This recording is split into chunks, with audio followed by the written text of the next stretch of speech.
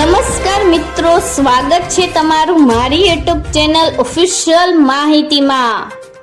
હવામાન વિભાગની અને અંબાલાલ પટેલની મોટી આગાહી સામે આવી છે।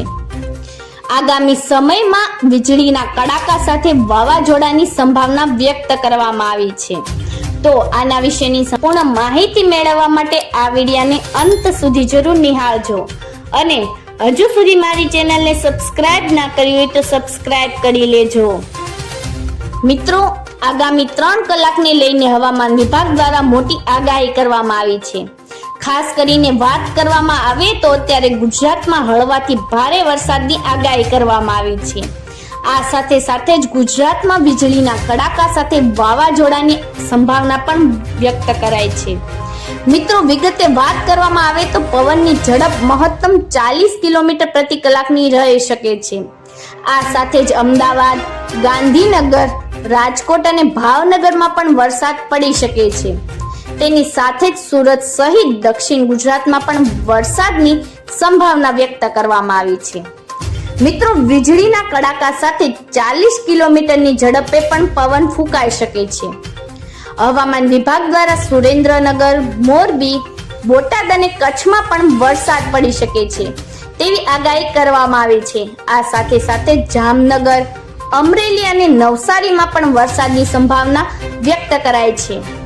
રાજ્યમાં હળવાથી મધ્યમ માત્રામાં વરસાદ પડી શકે છે, જેથી ગુજરાત માટે આગામી 3 કલાકમાં વરસાદને લઈને હવામાન વિભાગની આગાહી કરવામાં આવી છે। મિત્રો, વરસાદની સાથે સાથે સામાન્ય વાવાઝોડું, વીજળી સહિત મહત્તમ 40 કિલોમીટરની ઝડપે પવન ફૂંકાઈ શકે છે। મિત્રો, ગુજરાતના કયા વિસ્તારમાં વરસાદ થઈ શકે છે એની વિશે વાત કરીએ તો વરસાદની વાત કરવામાં આવે તો આગામી 3 કલાકમાં હળવાથી મધ્યમ વરસાદની સંભાવના છે, જેમાં ગાંધીનગર, અમદાવાદ, છોટાઉદેપુર, નર્મદા, ભરૂચ, સુરત, ડાંગ, તાપી, નવસારી, વલસાડ, દમણ, દાદરાનગર હવેલી, સુરેન્દ્રનગર, રાજકોટ, જામનગર, અમરેલી, ભાવનગર, મોરબી, બોટાદ અને કચ્છ વિસ્તારોમાં વરસાદની સંભાવના વ્યક્ત કરવામાં આવી છે। આ સાથે સાથે જ ઉત્તર ગુજરાતની વાત કરવામાં આવે તો આગામી 3 કલાક દરમિયાન હળવો વરસાદ રહેશે। મિત્રો, બનાસકાંઠા, પાટણ, મહેસાણા, પંચમહાલ, દાહોદ અને વડોદરામાં પણ હળવાથી ભારે વરસાદની સંભાવના વ્યક્ત કરવામાં આવી છે। મિત્રો, હવામાન નિષ્ણાત અંબાલાલ પટેલે પણ આગાહી કરી છે કે આગામી 48 કલાકમાં રાજ્યમાં ચોમાસું સક્રિય થશે। સાથે સાથે જ 17 થી 22 જૂન દરમિયાન રાજ્યમાં સારો વરસાદ થશે।